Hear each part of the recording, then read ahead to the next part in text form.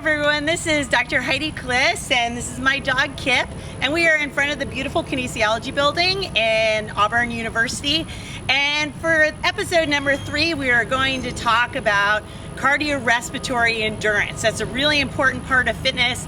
We've talked a little bit about strength and endurance, and so today we're going to talk about cardiorespiratory endurance, and some other day we'll talk about flexibility as well. And these are all important parts of fitness in both dogs and in people.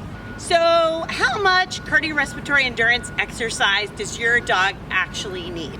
Well, the recommendations are that dogs should get 30 minutes of at least walking exercise most days of the week in order to improve their health and at least, maybe not develop fitness, but at least maintain their fitness. What's cool is that's the exact same amount of exercise that's recommended for humans to exercise and reduce their risk of disease. So if you're walking with your dogs 30 minutes a day, most days of the week, you're actually getting at least the minimum amount of exercise that's required for both you and your dog. So walking nicely, walking around the neighborhood is a great way to get your dog and use some exercise. If you don't feel like walking one day, you could set this up in your home or you could set it up outside. So I'm going to take Kip off the leash so he can do this. And so for this, what you want is for the dog to trot. So they're going to have their legs on the diagonal are going to be doing the same thing. I'm going to get out a treat out of my pocket here. And so you can set these cones up as far away as your dog will go around the cones. So go out.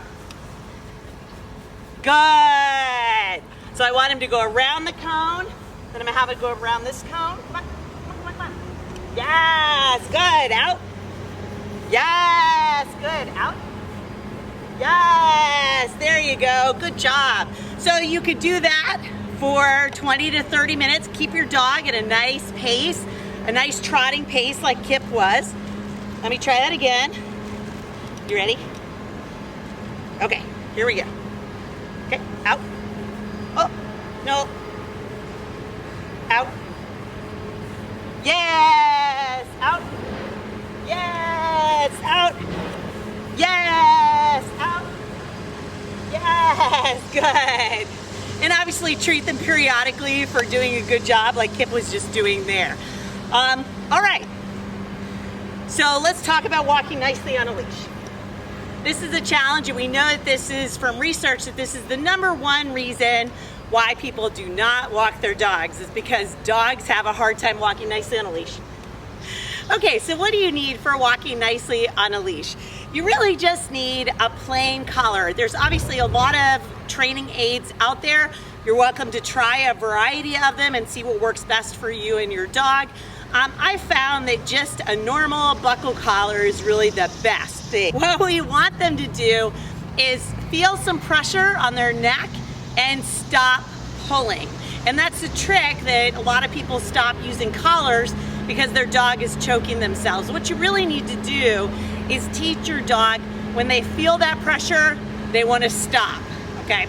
And so you also need a nice 6-foot leash. I prefer leather, but there's nothing wrong with nylon or some other material. There's a lot of different options out there for nice leashes.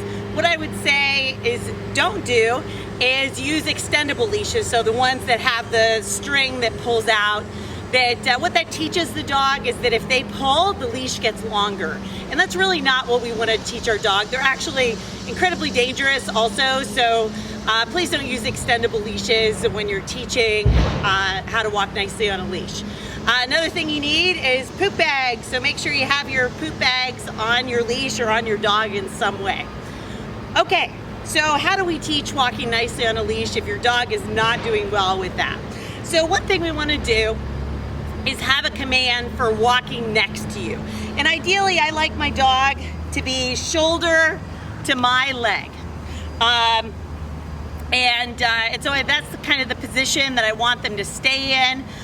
In general, I walk my dogs on the left because that's the traditional side. You certainly don't have to do that. I want my left arm down and relaxed, and my dog to have just enough leash so that it can be loose, okay, but don't give them a ton of leash, okay? That you want just enough leash that they can have a loose leash experience, but not enough to where they can wander around and cause trouble. What is the deal? So the first thing we need is a command. So I use the command, let's go.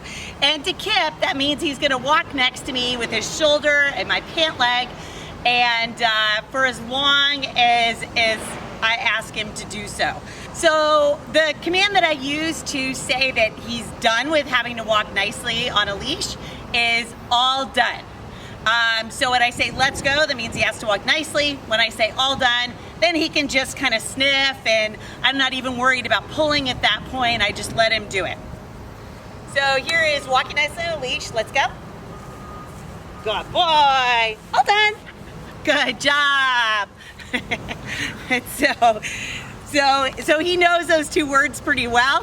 What happens if your dog should pull? So if your dog pulls forward, they don't have to be, all the way out, but if your dog should move forward, you just need to turn around and walk in the other direction, because you want to teach your dog that if they pull, they are not going to get where they want to go. And so that's really critical, that as soon as they start to pull out, you need to turn around or back up. And so that is kind of the basic tricks of walking nicely on a leash. And I wish you all the best in your cardiorespiratory fitness journey.